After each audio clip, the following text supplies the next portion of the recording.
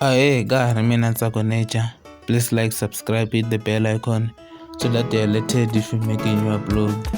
And an hour ago, we breaking news from President. You have like pfala market album ya na Hlavu Sikiza maswona. So ni gonna still for album leya yi karhi leya nga kuma tracks the track leta 4 ta last year. For the tinharhu from group leya vo President Benny Mayengani. So hi ta twa ku ri va ta pfala market na hi this album hi ku ta ku since hi twe ti-track letiya hi kona namuntlha hi kuma ku breaking news yo hi Friday ya huma.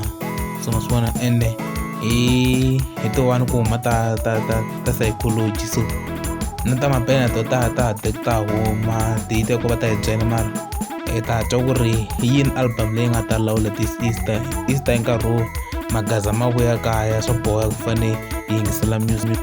Se hi laha hi nga ta twa music wo huma ka studio swo hambana, studio xa Sikiza Speed, studio xa le Sayicology na studio xa Mapele lexintshwa. So hi ta twa these 3 albums ti kota ku ti hlela so.